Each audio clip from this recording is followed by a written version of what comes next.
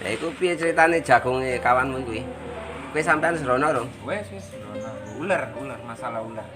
Kok ular? Ya, kayak ular omongnya disemprot 2 kali nggak mati, nggo pestisida. Heeh. 2 kali. Jadi dia ngeluh juga lah kepiye coroe salem ngene. Heeh. Itu tak anjurke nggo apa?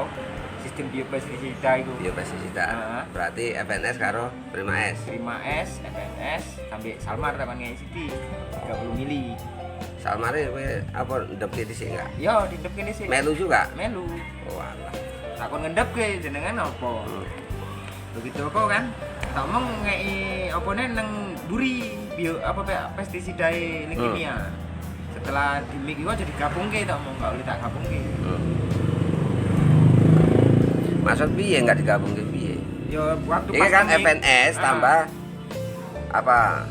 Prima S. Prima S. Kan di apa dhisik? Nah, cuman enggak boleh tak aja digabungke PGDE kon gabungke kabeh. Oh, maksudnya per nang botol keri, ngono. waktu pas nang tangki baru enggak apa-apa dicampurke tok. Wis dikerjake mene eling-eling gordesis pula ada duwe tuku. Oh, maksudnya dia nek tambahan Heeh. pestisida Pestisida. cuman pestisida yang terakhir. Heeh. Nggo desis wae. Desis wae. Kira-kira mati. Lah tau. desis apa ki laku. Ya embuh ngomongnya biasanya nggak mati tapi dia tuku desis jenenge sekelas petani iki kan arek ning murah. Ya. Tuku bahan ning murah. Ngomongnya iso kira racun ular ngomongnya ngono. Ya wis dinggo ae enggak apa-apa, engko makin kuatnya iku to.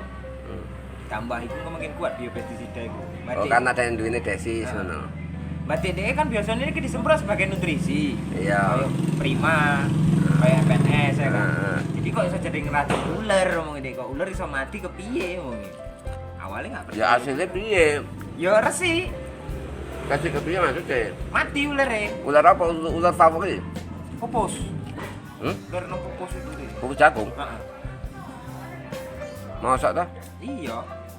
Ya begini enggak lah. Aku nak krungu desis ngono ya. Ya kadang geli kan, aku Dewi pun geli.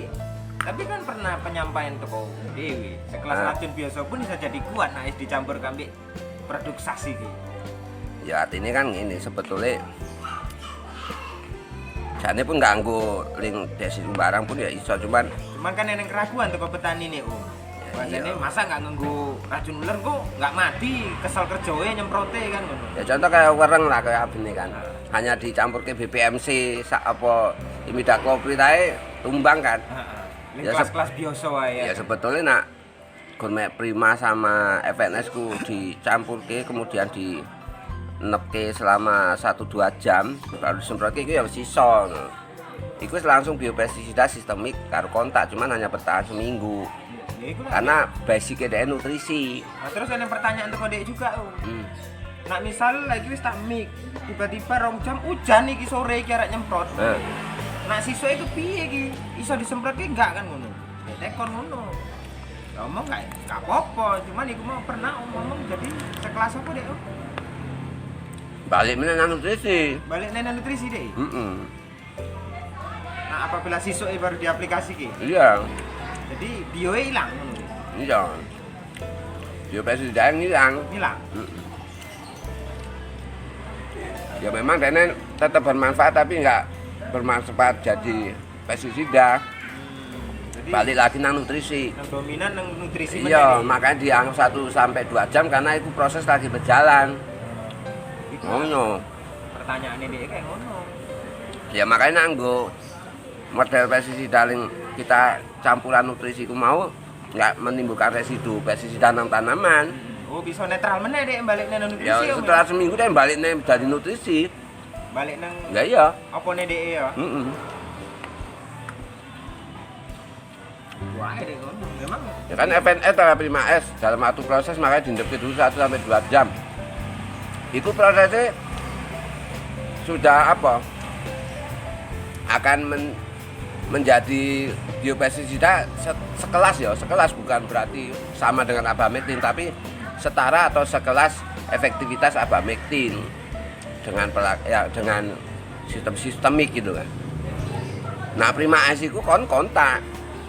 Ya bagi wong yang nggak paham ya mosok kok pupuk cair kok iso dadi pestisida gitu. nutrisi kok iso Memang jadi iya. pestisida, omongi. Bagi yang urung penanjalani ya urung Kabeh pernah pasti bertanya buktike seperti ya. itu, Yang urung pernah buktike ya pasti ah mosok kok nyemprot Prima S mati hama ya. Coba aja no. Ya buktine iso kalian buktike disemprot Prima S ya kan mode-mode walang sangit bareng langsung tiba gitu. Kutu kebul langsung tiba. Kok aku pun heran juga. Iku nggak perlu dicampur-campur tapi dari ada kalau Prima S itu dalam bentuk tunggal selain sebagai nutrisi dia sebagai fungisida kontak, bakterisida kontak dan insektisida kontak. Lah tapi ada dicampur FNS kemudian didiamkan 1-2 jam dia bisa jadi kontak dan sistemik. Sistemiknya setara dengan abamectin. Kontaknya setara sama piroteroid, imidacloprid ya begitu.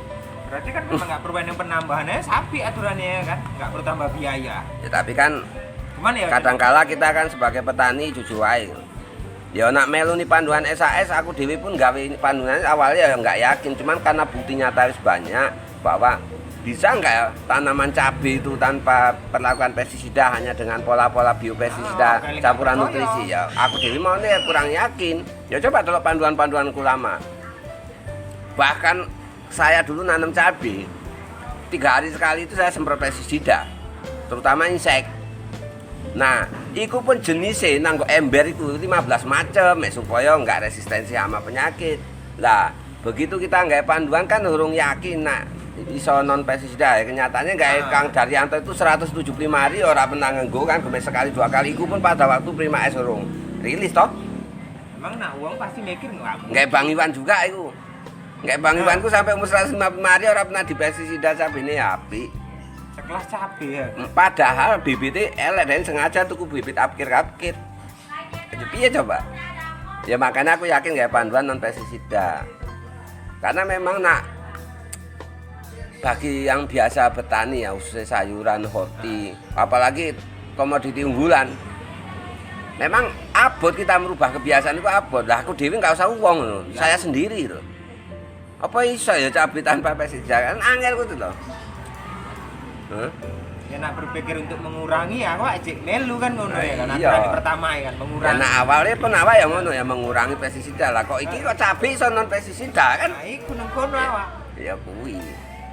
Artinya gini sebetulnya akhir-akhir ini kan oke wong tekon mbak awak japri nang WA inbox kaya yang ngono kuwi merasa nggak yakin aku jawabnya penak wae ya wong aku ya nggak yakin karena mengingat kebiasaan kemudian yang gue pestisida gitu loh Sama ya kan tapi kan dengan perkembangan waktu kita tetap trial kita tetap uji di lapangan alhamdulillah bisa jadi intinya begitu cara menjelaskan sederhana ya sana kaya apa ya tahu baik kita menungso kita cukup mangani konsumsi gizi cukup vitamin cukup ya kan ya, apa pun pudingnya cukup ya kan susu dan sebagainya wis kita cukupin lah mulai gizi vitamin mineral wis kita cukupin tapi jenenge menungso ya pasti pernah sakit nggak mungkin tidak betul juga. Apa dengan perlakuan full SAS itu anjung nggak sakit nggak juga mana iso gitu wong jeneng kita melihara barang urip.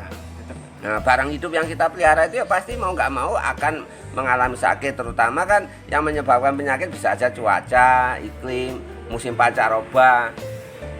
Ya contoh begini, sampean wis ngikutin arahan-arahan dokter, mangan bergizi, vitamin dicukupi, podinya semua dicukupi lah gitu. Ya kan? Terus kita sudah melakukan pencegahan, penguatan tubuh baik dari dalam maupun dari luar. Mengkonsumsi bergizi yang cukup dari luar kita olesi luluran segala macam lah gitu. Nah begitu kecolok misalnya musim pancaroba ngombe es, hujanan, pilek juga toh. Ya wis. Lah tapi kan begini, apalagi yang jenis-jenis virus influenza itu kan di tubuh kita sejak lahir sudah ada virus influenza di tubuh kita dan itu tidak bisa dibunuh atau dimatikan. Nah, hanya saja dengan ketahanan tubuh kita virus tadi tidak akan bergejolak, tidak akan berkembang sehingga tidak menimbulkan gejala penyakit influenza kan gitu.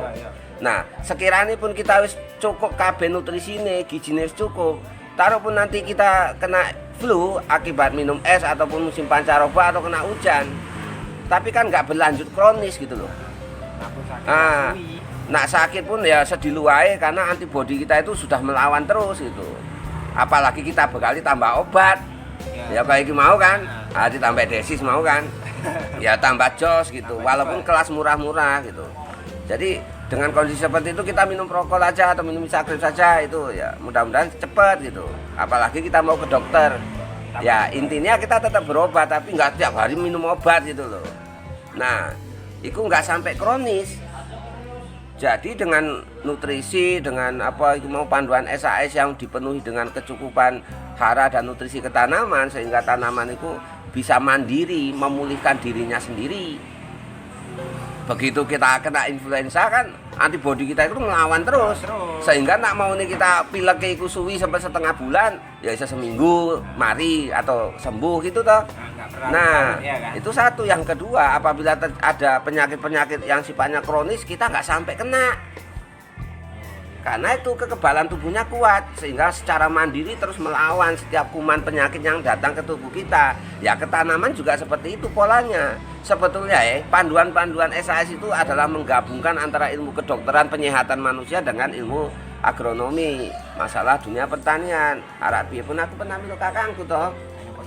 Ya 12 tahun apa bantu jadi asisten dokter ya kan, nggawe resep obat segala macam ya sediae kan sambil-sambil kita udah paham juga. Nah, kok kuno maksudnya. Jadi nak dengan panduan SAS terus nggak pernah sakit tandurannya secara mungkin. Mungkin memang betul lah. Nah, mungkin. hanya saja tidak sampai kronis sehingga tidak sampai menimbulkan kegagalan panen total gitu loh. Intinya kan kita piye iso panen meskipun dalam kondisi apapun. Ya coba itu video-video yang dikirim mbek awakku. Cabe melon meskipun wis kronis tanamannya selelek lah berambang sempat orang ini godongnya kena bolet lah panen juga. Makanya dia mau berambang tanpa daun itu kan. Lah umurnya 45 hari kena boler. Wis ngapa ya duwe akarnya di antemi Dopstar ae kan gede dhewe. Nah, tapi yang begitu itu jangan dijadikan bibit, pasti boler meneh. Oh, tetap turunannya ngono. Iya. Karena bibit itu mau juga nggak sempurna gede. Nah, yang penting iso kita jual dengan kualitas yang bagus dan besar. Tapi jangan kalau kualitas untuk bibit itu nggak bisa. Jadi turun ke mana kan? Ya begitu istilahnya. Yang penting kan panen berambang. Ya gede juga. Daripada kayak ada yang panen. Karena berambang ini kan bagaimanapun umbi itu hidup, duwe akar. Sementara Dopstar itu tanpa daun pun iso jadi nutrisi mateng. Ya ngono ceritane. Nah, cuman nak di Dopstari terus ya elek kualitasnya secara ini. Biasanya gampang susut. Memaksa ya. Ya bukan, karena gini loh, misalnya sampai anak nang rumah sakit diimpus terus kan. Nah, rata-rata orang yang terlalu lama mengkonsumsi impus di rumah sakit, begitu pulang umumnya nanti sakitnya apa? Sakit organ pencernaan, gagal ginjal, usus kotor dan sebagainya. Karena iki mau begitu kita pulang dari rumah sakit biasa dimanjakan dengan makanan siap saji, organ pencernaan kita tidak jalan. Begitu kita mulai kebiasaan lama lagi dengan mengkonsumsi nasi dan sebagainya, kan kaget iki organ pencernaan. Wis ngono wis suwi enggak kerja, ya tahu bae mesin. Mesin dijarke wae suwi enggak dikerjake, opone oline enggak enek. Ya ngono diengkol jam. Ya rusak meneh. Bukan rusak malah jam malah. Nah, ya seperti itu. Jadi tanaman juga nggak bisa dimanja dengan makanan siap saji semua. Karena dengan gaya di rumah sakit awalnya seger kayak. Betul, karena tanaman itu juga punya jaringan yang harus selalu bekerja sesuai dengan fungsinya. Nah, terus-terusan dikai siap saji ya mengkek. Tapi dalam kondisi terpaksa kenapa tidak? Lah, buktinya kita menungso. Kita mengkonsumsi impus atau diberikan cairan impus itu kan makanan. Kalau nggak di rumah sakit kan enggak kan? Enggak. Apa dalam kondisi normal sampai atau sarang impus diri gitu? Ya ora mungkin. Nah, artinya dalam kondisi terpaksa ya silakan. Karena kalau nggak diimpus kita mau makan juga belum enak, belum selera. Kemudian organ-organ pencernaan juga belum sempurna kerjanya. Begitu. Jadi kan pola-pola itu kalau kita gabungkan untuk tanaman juga bisa sebetulnya. Hanya saja orang berpikirnya dipatokan kedokteran, farmasi ya gitu. Ya namanya sama-sama makhluk hidup. Intinya kan sama, cuman pola kerjanya aja yang berbeda.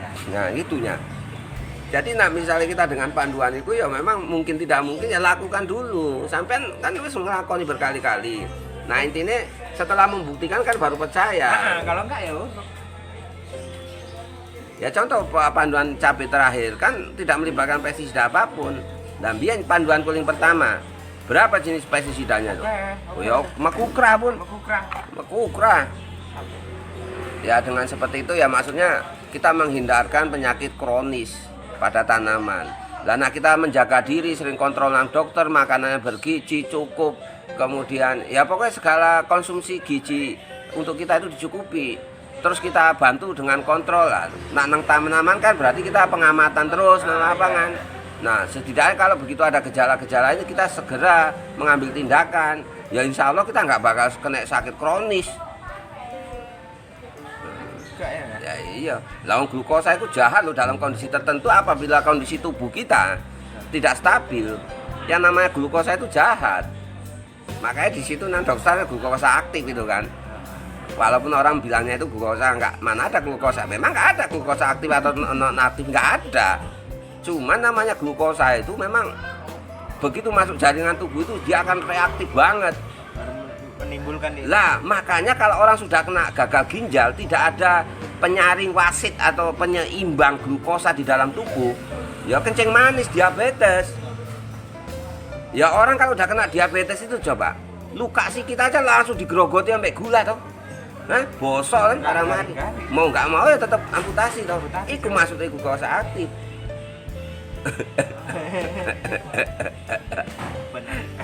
Ya artinya segala sesuatu kan bisa kita kaji gimana gitu loh.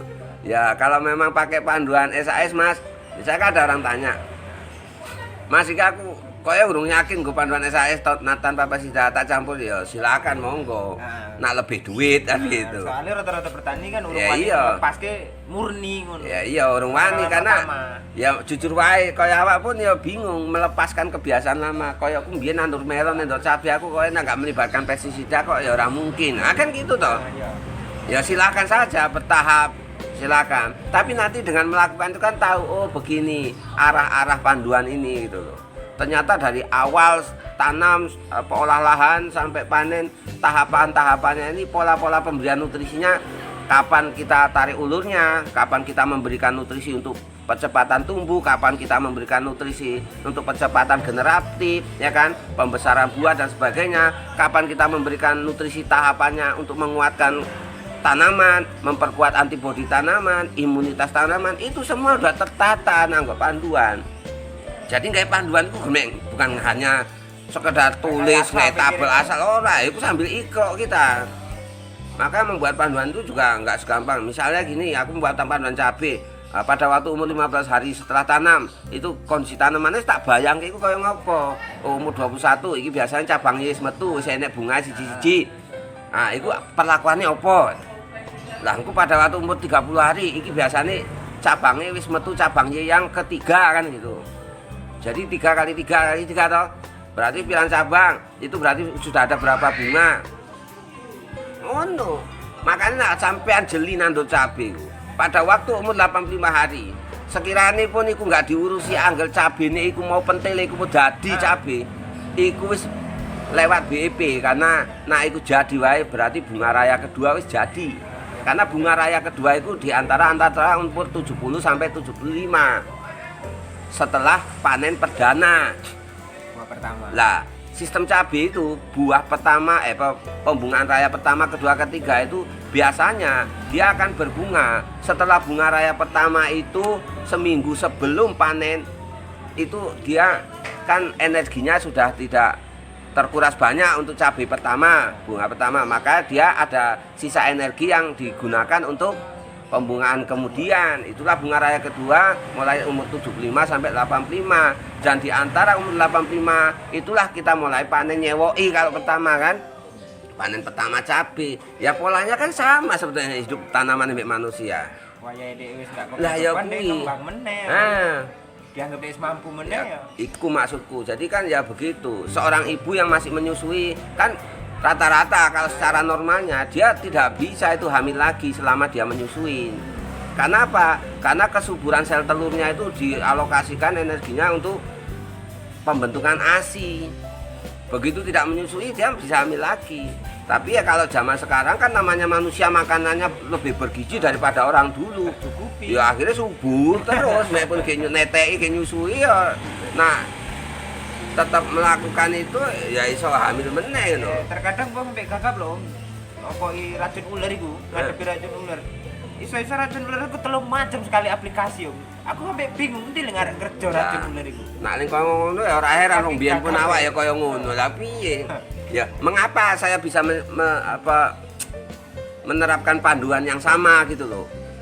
Ya saya juga beranjak dari pengalaman saya juga. Hal-hal yang dulu salah kita perbaiki, hal-hal yang dulu keliru ya kita perbaiki, kan gitu. Ya, setiap panduan itu harus ada penyempurnaan. Bahkan panduan yang sekarang pasti belum sempurna. Nanti akan ada penyempurnaan lagi. Karena mengenal dengan cara bio itu mau ngono. Nah, iya. Jadi tak omong karena 3 macam, iki wis 3 macam ngomong deh. Iki pun gak mati kok, gue malah ngandal kayak ngene ngomong. Coba dhisik ngomong.